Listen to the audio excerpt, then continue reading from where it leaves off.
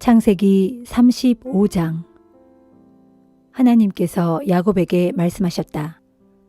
너는 베델로 올라가라. 거기 정착해 살면서 네가 내 형 에서를 피해 도망쳤을 때 내게 나타났던 하나님께 제단을 쌓도록 하라. 야곱은 자기 가족들과 자신이 거느리는 사람들에게 말했다. 너희가 지니고 있는 이방 신상들을 모두 없애라. 너희 몸을 깨끗이 씻고 옷을 갈아입어라. 이제 이곳을 떠나 베델로 올라가자. 그곳에서 하나님께 제단을 쌓아야겠다. 하나님께서는 어려움을 당할 때마다 나를 도와주시고 내가 가는 곳마다 늘 나와 함께 해주셨다. 야곱 집안의 사람들은 자신들이 지니고 있었던 모든 이방 신상들을 야곱에게 가져왔다. 그들은 귀에 걸고 다니는 귀걸이도 모두 가져왔다. 야곱은 그것들을 세겜 부근의 상수리나무 아래에 파묻었다. 야곱 일행은 길을 떠났다.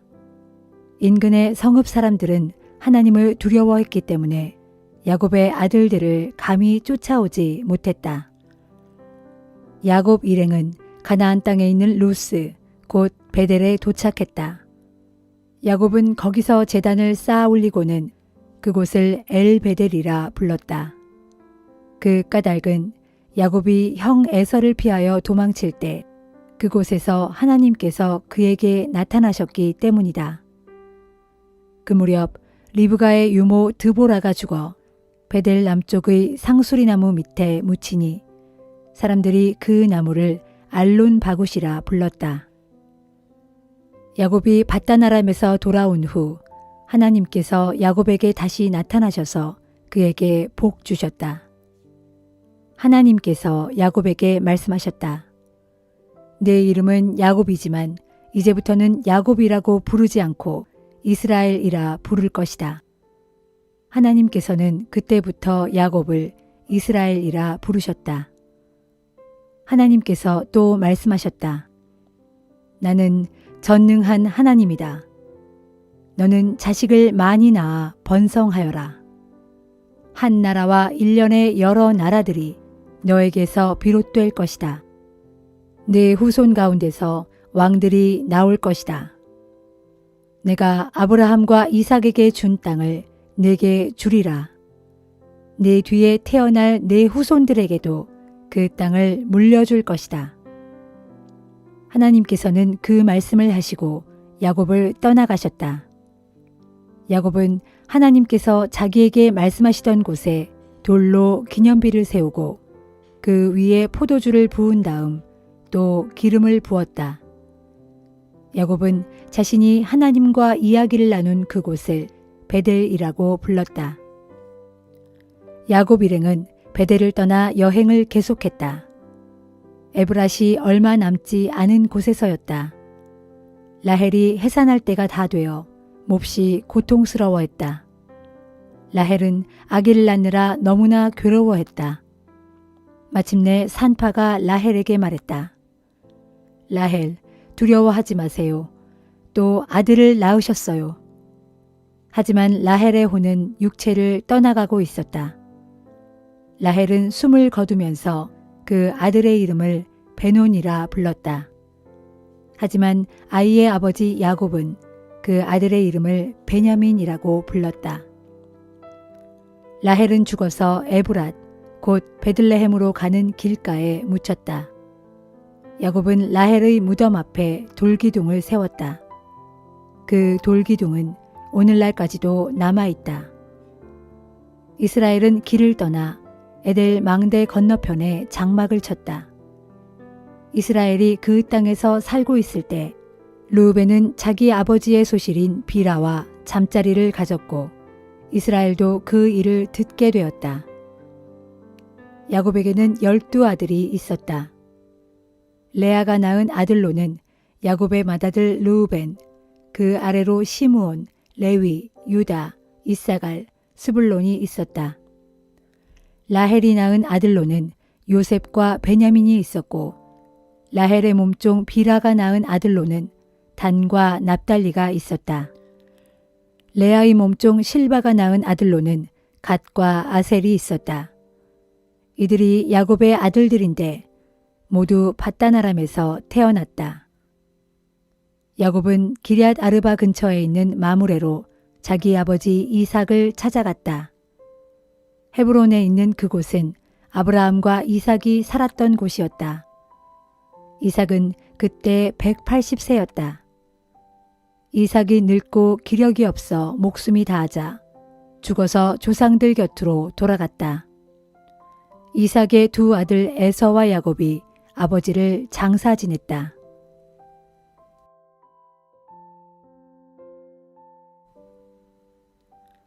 창세기 36장. 에돔이라고도 불렸던 에서의 자손은 이러하다. 에서는 가나안 여인들을 아내로 맞았다. 햇사람 엘론의 딸 아다와 히위 사람 아나의 딸 오홀리바마가 그들이다. 오홀리바마의 어머니인 아나의 아버지는 시브온이었다. 에서는 또 큰아버지 이스마엘의 딸이며 느바요스의 누이인 바스맛도 아내로 맞아들였다. 아다는 엘리바스를 낳았고 바스맛은 르우엘을 낳았으며 오홀리바마는 여우스, 얄람, 고라를 낳았다. 이들은 모두 가나안 땅에서 태어난 에서의 아들들이다. 에서는 아내들과 아들, 딸, 집에서 함께 사는 모든 사람들, 자기 소유물들과 가축대를 다 이끌고 길을 떠나 아우인 야곱과 멀리 떨어진 곳으로 옮겨갔다. 에서와 야곱 두 사람은 재산이 너무 많아서 함께 살기에는 터가 좁았기 때문이다. 가축대도 너무 많아서 그 땅에서 계속 함께 사는데 한계가 온 것이다. 에서는 세일산으로 가 거기에서 살았다. 에서는 에돔이라고도 불렸다. 에서는 세일산에 살면서 에돔 사람들의 조상이 되었다. 에서의 자손들은 다음과 같다. 에서의 아들들은 에서의 아내 아다가 낳은 엘리바스, 에서의 아내 바스맛이 낳은 르우엘이다. 엘리바스가 낳은 아들은 대만, 오말, 스보, 가담, 그나스이다. 에서의 아들인 엘리바스는 소실 딥나에게서 아말렉을 낳았다. 이들은 모두 에서의 아내 아다가 낳은 자손들이다. 루엘이 낳은 아들은 나핫, 세라, 삼마, 미사이다. 이들은 모두 에서의 아내 바스맛이 낳은 자손들이다. 에서의 아내 오홀리바마는 시브온의 손녀이자 아나의 딸인데 그녀가 낳은 아들은 여우스, 얄람, 고라이다. 다음은 에서에게서 나온 종족들이다. 에서의 맏아들 엘리바스에게서 대만 종족, 오말 종족, 스보 종족, 그나스 종족, 고라 종족, 가담 종족, 아말렉 종족이 나왔다. 이들은 모두 에돔 땅에 살았던 엘리바스에게서 나온 종족들로 에서의 아내 아다가 낳은 자손들이다. 에서의 아들 르우엘에게서는 나핫 종족, 세라 종족, 삼마 종족, 미사 종족이 나왔다. 이들은 모두 에돔 땅에 살았던 르우엘에게서 나온 종족들로 에서의 아내 바스맛이 낳은 자손들이다. 에서의 아내 오홀리바마의 아들에게서는 여우스 종족, 얄람 종족, 고라 종족이 나왔다. 이들은 아나의 딸이며 에서의 아내인 오홀리바마의 아들에게서 나온 종족들이다. 이상이 에서 곧 에돔에게서 퍼져나간 에돔 종족들이다. 세일은 본디부터 에돔 땅에 살고 있던 호리 사람이다. 그의 아들들은 로단, 소발, 시브온, 아나, 디손, 에셀, 디산이다. 이들은 에돔 땅에 살았던 세일의 아들들로 호리 족속의 족장들이다. 로단의 자식은 호리와 헤맘이다. 로단에게는 딥나라는 누이가 있었다. 소발의 자식은 아란, 마나핫, 에발, 스보, 오남이다. 시브온의 자식은 아야와 아나이다. 아나는 광야에서 자기 아버지 시브온의 나귀들에게 꼴을 먹이다가 온천을 발견했다. 아나에게는 디손이라는 아들과 오홀리바마라는 딸이 있었다. 디손의 자식은 햄단, 에스반, 이드란, 그란이다. 디손은 이들 종족의 조상이다. 에셀의 자식은 비란, 사아완, 아간이다. 디산의 자식은 우스와 아란이다. 호리 족속의 족장들로는 로단, 소발, 시브온, 아나, 디손, 에셀, 디산이 있다. 이들은 세일 땅에 사는 호리 족속의 족장들이다.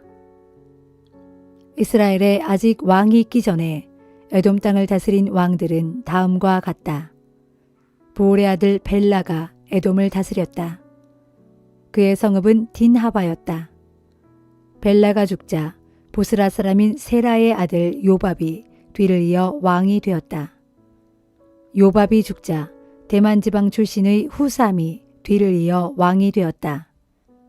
후삼이 죽자 모압 들녘에서 미디안 족속을 격파했던 부닷의 아들 하닷이 뒤를 이어 왕이 되었다. 그의 성읍은 아윗이었다. 하닷이 죽자 마스레가 출신의 삼나가 뒤를 이어 왕이 되었다. 삼나가 죽자 유프라테스 강가의 르호봇 출신인 사울이 뒤를 이어 왕이 되었다. 사울이 죽자 악볼의 아들 바알 하난이 뒤를 이어 왕이 되었다. 악볼의 아들 바알 하난이 죽자 하달이 에돔의 왕이 되었다. 그의 성읍은 바우였다. 하달의 아내의 이름은 무헤다벨인데 그녀는 마드렛의 딸이며 메사합의 손녀였다. 에서에게서 나온 종족들을 가문과 거주지와 이름에 따라 나누면 다음과 같다. 딥나 종족, 알와 종족, 여댓 종족, 오홀리바마 종족, 엘라 종족, 비논 종족, 그나스 종족, 대만 종족, 밉살 종족, 막디엘 종족, 이람 종족 등이다. 이들은 각자 자신들의 종족이 소유하고 살던 거주지에 따라 이름이 붙여진 에돔 종족들이다. 이들 에돔 종족들의 조상은 에서이다.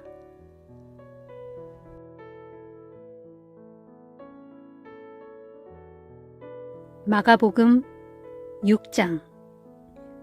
예수께서 거기를 떠나 제자들과 함께 고향 나사렛으로 가셨다. 안식일이 되어 예수께서 그곳 회당에서 가르치기 시작하셨다. 많은 사람들이 예수의 가르침을 듣고는 크게 놀라워했다. 이 사람이 어디에서 이런 것들을 배웠을까? 도대체 저런 지혜를 어떻게 얻었기에 놀라운 기적까지도 일으키는가? 저 사람은 한낱 목수가 아니던가? 또한 마리아의 아들이고 야고보와 요셉과 유다와 시몬의 형이 아닌가? 그의 누이들도 여기서 우리와 같이 살고 있지 않은가? 그러면서 고향 사람들은 예수를 꺼려하고 좀처럼 믿으려 하지 않았다. 그래서 예수께서 그들에게 말씀하셨다. 어디서나 존경받는 예언자도 자기 고향과 친척과 자기 집에서는 배척당하는 법입니다. 고향 사람들이 배척하고 믿지 않았기 때문에 예수께서는 몇몇 병자들만 손을 얹어 고쳐주셨을 뿐 다른 기적들을 행하실 수 없었다. 예수께서는 그들이 믿지 않는 것을 이상하게 여기셨다. 그 후 예수께서는 여러 마을을 두루 돌아다니시면서 하나님 나라의 복음을 가르치셨다. 예수께서 12제자를 불러 둘씩 짝지어 보내시면서 그들에게 악한 귀신을 쫓아내는 능력을 주셨다. 그리고 제자들에게 당부하셨다. 여행길에서는 지팡이 외에는 아무것도 가져가지 말라. 먹을 것이나 자루도 가지고 다니지 말고 전대에 돈도 넣어가지 말라. 신발은 신되 여벌의 옷도 챙겨가지 말라. 어느 마을에 들어가든지 그 마을을 떠날 때까지 한 집에서 계속 머물러 있어라. 어느 곳이든지 너희를 영접하지 않거나 너희 말을 듣지 않거든 그들에 대한 경고의 표시로 신발의 먼지를 탈탈 털고 그곳을 떠나라. 이에 제자들은 곳곳으로 나가서 만나는 사람들에게 회개하라고 전도했다.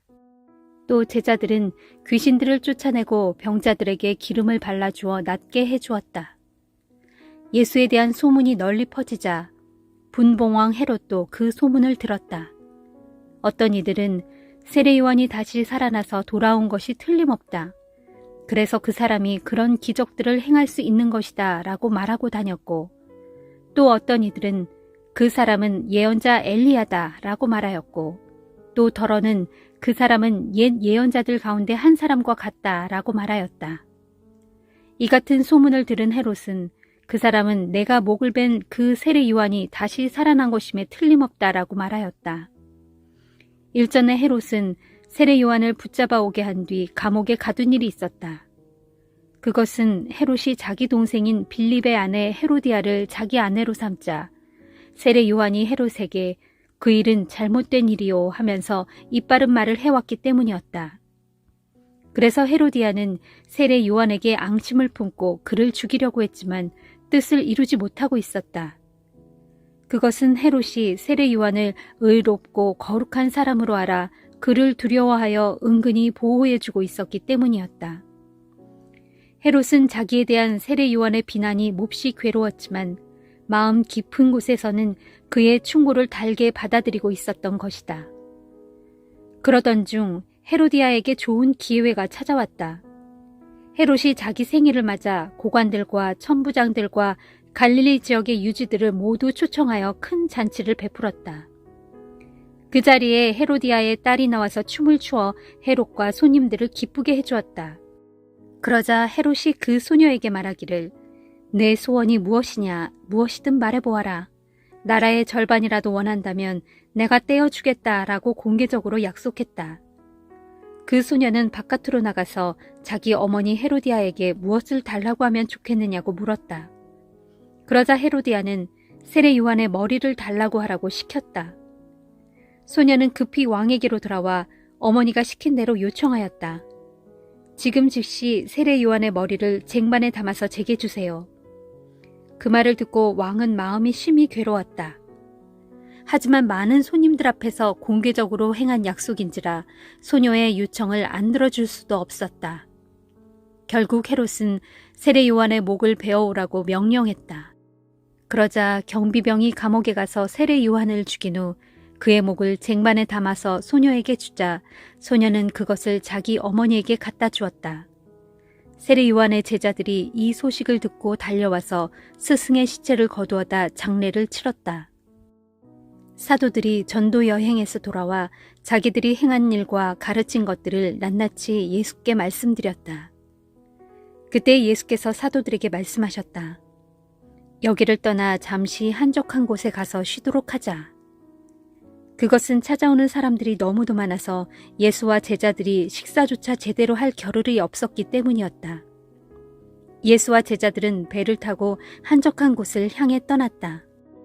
그러나 예수 일행이 떠나는 것을 본 많은 사람들이 그것을 알고는 온 마을에서 달려나와 육로를 이용하여 그들보다도 먼저 그곳에 도착해 있었다.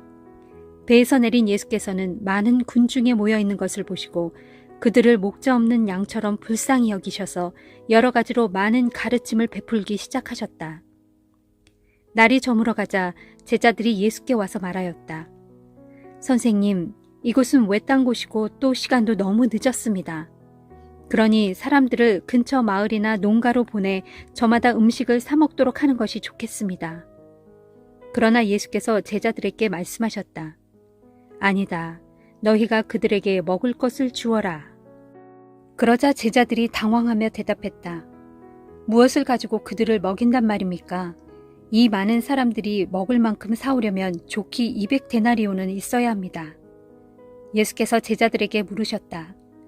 지금 가지고 있는 음식이 얼마나 되느냐 가서 알아보아라. 제자들이 알아본 후 돌아와서 예수께 보고하였다. 빵 5덩이와 물고기 2마리가 전부입니다. 그 말을 듣고 예수께서 많은 무리에게 명하여 모두 때를 지어 앉으라고 했다. 그래서 사람들은 50명씩 100명씩 때를 지어 풀밭에 앉았다. 예수께서 빵 5덩이와 물고기 2마리를 손에 들고 하늘을 우러러 감사 기도를 드리신 후에 빵을 여러 조각으로 나누어 물고기와 함께 제자들에게 주시며 그것을 사람들에게 나누어 주라고 말씀하셨다. 사람들은 모두 배불리 먹었다. 제자들이 먹고 남은 빵덩이와 물고기를 주워 모으니 12광주리에 가득 찼다. 그날 빵을 먹은 사람은 남자 어른만도 무려 5,000명이나 되었다. 바로 그 직후 예수께서는 제자들을 재촉하여 배를 타고 먼저 갈릴리 호수 건너편의 벳세다로 가게 하신 뒤 혼자 남아서 사람들을 집으로 돌려보내셨다. 사람들을 모두 돌려보내신 다음 예수께서는 기도하러 따로 산에 올라가셨다. 밤이 되자 제자들이 탄 배는 호수 한가운데에 나아가 있었고 예수께서는 혼자 뭇에 계셨다. 그런데 갑작스럽게 바람의 방향이 바뀌어 배에 거슬러서 불어오자 제자들은 노를 젓기가 몹시 힘들어졌다. 이것을 보신 예수께서는 이른 새벽에 무리를 걸어 제자들에게 가셨다. 예수께서는 제자들을 그냥 지나치시려고 했지만 제자들이 무리를 걷는 예수를 보고 유령인 줄 알고 비명을 질렀다. 그러자 예수께서 즉시 제자들에게 말씀하셨다.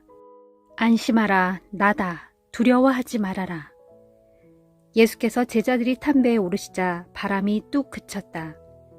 제자들은 놀라서 어쩔 줄을 몰랐다.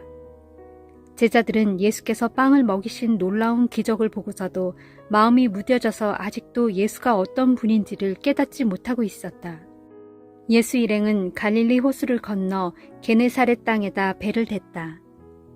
그들이 배에서 내리자 그곳 사람들이 즉시 예수인 줄 알아보고는 인근 마을로 뛰어다니며 예수께서 오셨다는 소식을 널리 알렸다. 그래서 예수께서 어디에 계시든 사람들은 병자들을 들것에 누인 채 예수께로 데려왔다. 마을이든 읍내든 농촌이든 예수께서 가시는 곳이면 어디든지 사람들이 병자들을 장터에 데려다 놓고 예수의 옷자락만이라도 만지게 해달라고 간청했다. 그렇게 해서 예수를 만진 사람은 모두 나았다.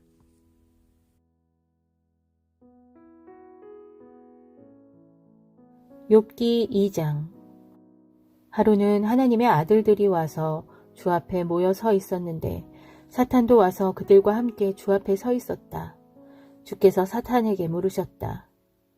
너는 어디를 갔다 오는 길이냐? 사탄이 주께 대답했다. 땅 위 여기저기를 두루 돌아다니다가 오는 길입니다. 주께서 사탄에게 말씀하셨다. 너는 내 종 욥을 유심히 살펴보았느냐? 세상에 욥만큼 신실하고 올곧은 사람은 없다. 그는 흠잡을 데 없이 정직하고 올곧은 사람으로 언제나 하나님을 경외하고 모든 악을 멀리한다. 내가 나를 부추겨 아무런 이유도 없이 욥을 쳐서 한순간에 완전히 망하게 했지만 그래도 그는 자신의 온전한 믿음을 잃지 않았다. 그러자 사탄이 대답했다. 가죽은 오직 가죽으로만 맞바꾼다지 않습니까? 사람이란 본래 자기 목숨을 위해서라면 자기가 가진 모든 것들을 다 내어주는 법입니다. 그러므로 만일 주께서 손을 뻗어 욥의 살과 뼈를 내리쳐 보십시오. 그러면 그는 주의 면전에서 분명 주를 저지할 것입니다. 주께서 사탄에게 말씀하셨다. 좋다. 욥의 몸을 내 손에 붙인다. 좋다. 욥의 몸을 내 손에 붙인다. 하지만 그의 목숨만은 절대로 건드리지 말아라. 사탄은 주 앞에서 물러나오자마자 즉시 욥을 쳐서 욥의 발바닥에서부터 정수리까지 온 몸에 악성 종기가 나게 했다. 이에 욥은 잿더미 위에 앉아서 깨진 토기 그릇 조각으로 자신의 온 몸을 박박 긁었다. 그런 욥의 모습을 보고 그의 아내가 욥에게 말했다. 이 지경이 되었는데도 당신은 하나님한테 그 잘난 신실함을 온전히 지킬 거예요. 차라리 하나님을 저주하고 죽어버려요. 그러나 욥이 아내에게 대답했다. 어리석은 여편네들처럼 말하지 말아요. 하나님께서 복을 주실 때는 좋아라 하고 받았으면서 이렇게 고난을 주신다고 그분을 내팽겨친단 말이요. 이렇게 욥은 이 모든 극심한 고난을 겪으면서도 하나님께 대하여 그 입술로 죄를 짓지 않았다. 그때 욥의 세 친구 곧 대만 사람 엘리바스와 수아 사람 빌닷과 나아마 사람 소발이 욥에게 닥친 그 모든 재앙과 고난에 관한 이야기를 전해 듣고 욥을 직접 방문하여 그를 위로하기로 약속하고 저마다 집을 떠나 욥에게로 왔다. 욥의 세 친구가 멀리서 눈을 들어 욥을 바라보니 욥의 몰골이 하도 처참해서 도무지 욥을 알아보기조차 어려울 정도였다. 그래서 욥의 친구들은 큰 소리로 울면서 자기들의 겉옷을 찢고 죄를 머리 위에 뿌렸다. 그러고 나서 세 친구들은 욥과 함께 바닥에 주저앉아 7일 밤낮을 같이 지냈다. 그동안 친구들 중 어느 누구도 욥에게 말 한마디 붙여보지 못했다. 욥이 겪고 있는 고통이 너무나 처참해서 누구도 그 입이 떨어지지 않았기 때문이었다.